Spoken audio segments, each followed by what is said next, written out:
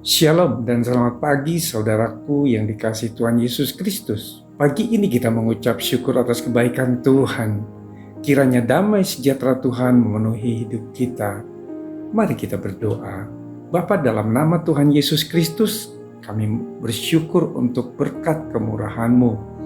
Tuhan, terima kasih buat hari yang baru, di mana kami masih diberi kesempatan untuk menghirup udara yang segar, dan kami boleh menikmati pemberian daripada-Mu. Kalau sebentar kami kembali untuk mendengarkan pesan-pesan firman-Mu yang Kau sampaikan pagi ini. Hanya di dalam nama Tuhan Yesus Kristus kami berdoa, amin. Tema renungan kita pagi ini adalah Allah yang memulai lebih dahulu. Firman Tuhan diambil dari Filipi 1 ayat 2-6. Demikian firman Tuhan. Kasih karunia dan damai sejahtera dari Allah Bapa kita dan dari Tuhan Yesus Kristus menyertai kamu. Aku mengucap syukur kepada Allahku setiap kali aku mengingat kamu, dan setiap kali aku berdoa untuk kamu semua.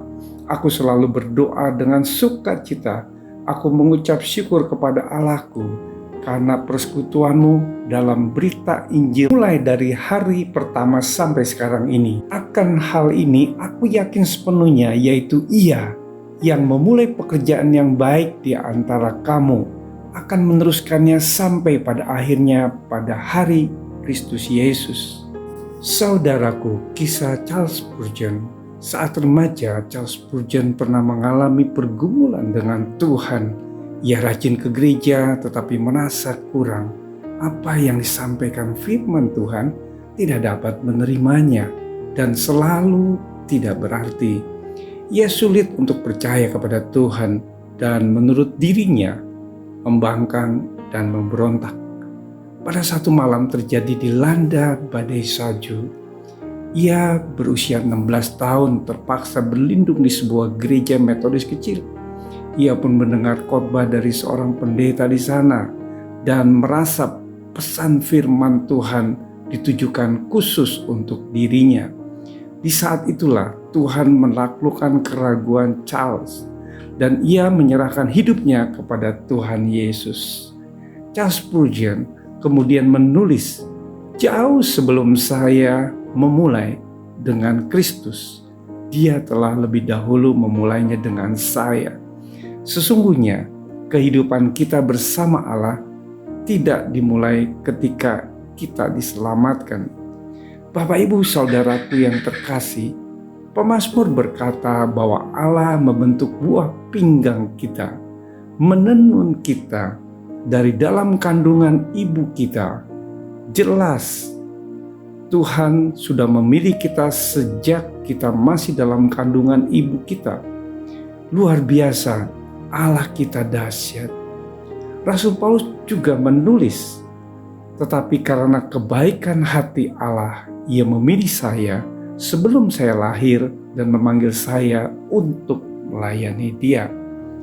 Saudaraku, Allah juga tidak berhenti bekerja di dalam kita ketika kita sudah diselamatkan.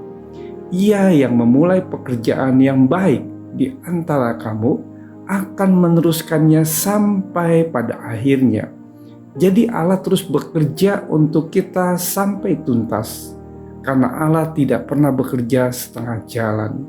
Bapak, Ibu, saudaraku yang terkasih, kita semua adalah karya yang masih terus digarap oleh tangan Tuhan yang Maha Kasih. Dia memimpin kita melewati pergumulan, pemberontakan kita, dan menyambut kita ke dalam pelukannya yang hangat. Namun penggenapan rancangannya bagi kita baru dimulai, karena Allah yang mengerjakan di dalam kamu baik kemauan maupun pekerjaan menurut kerelaannya. Tenanglah, karena Allah masih melakukan pekerjaan yang baik dalam diri kita. Berapapun usia kita, bagaimanapun keadaan hidup kita.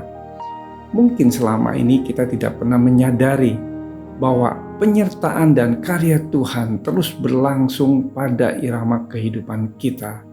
Bersyukurlah kepada Tuhan Yesus selalu menyediakan yang terbaik bagi kita. Mari kita bersatu dalam doa.